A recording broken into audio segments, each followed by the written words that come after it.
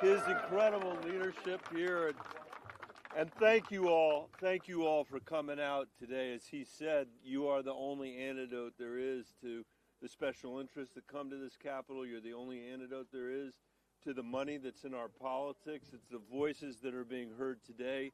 This is the beginning of a long battle that we're going to have for tax fairness in this country, and we're really happy that you're here because it gives us the opportunity to make sure that working people are represented, that America's middle class are represented, and the families that I used to work for when I was the superintendent of the Denver Public Schools are actually represented in this debate.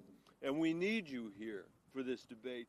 You know, I sometimes look at where we are as a country, and as a result of the 40 years of trickle-down economics that we've all had to confront ever since Ronald Reagan was president, and I can't believe where we find ourselves. We're in a position today where the top 1% of Americans have a third of the wealth in the United States of America. 1/3 goes to the top 1%.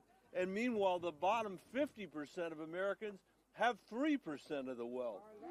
That's less than 10 times the amount. And it is hard when, you know, we are strongest as a country, when we've stood both for freedom and for opportunity, but it's becoming harder and harder and harder for people to climb up that economic ladder and for us to strengthen the middle class, which I don't know about you, but I think is the greatest innovation that our democracy has ever created, a strong American middle class. And that's what we are fighting for. Now, what is their plan? It's hard to believe. So just bear with me for a second on that, because I've only figured out recently how to describe it in a way that makes sense. Exactly, because it's such a senseless plan. It doesn't make any sense. Here's what they want to do. And by the way, the evidence of this is that they do it over and over and over again. It's nothing new since Ronald Reagan was president or since George Bush put his tax cuts in place and Donald Trump put his tax cuts in place. It is as if a mayor of any town in Colorado, Republican or Democrat, let's imagine a Republican town in Colorado, and the mayor went to his people and said, we have a plan to borrow more money than we have ever borrowed before in the history of our town. In Colorado, we'd say, we're worried about that. We like to pay for things. We want to know what you're borrowing all that money for. What are you borrowing it for? Are you borrowing it for our schools? No. Are you borrowing it for our healthcare system? Are you borrowing it for the mental health care that our children and our No, you're not doing it. Are you borrowing it to help us fix our water problem?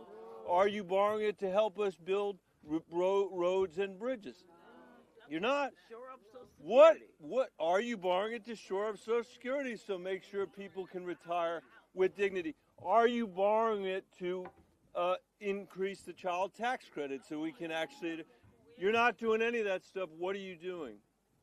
Well, here's what we're doing. We are borrowing it, and we are going to give that money to the 2 richest blocks in our city, to the richest neighborhood in our city.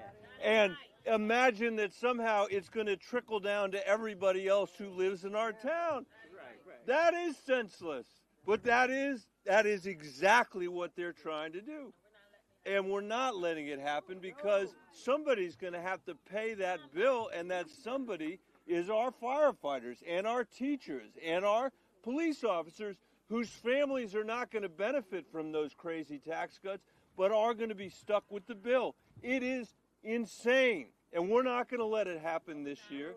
And instead, we're going to fight for a child tax credit that's good for the middle class and cuts childhood poverty in America in half. We're going to fight for an earned income tax credit that goes in the pockets of working people, and a tax code that actually, instead of representing, you know, the generational wealth in the United States that's been accumulated since Reagan is president, the interests of working people. So I want to thank you all for being here.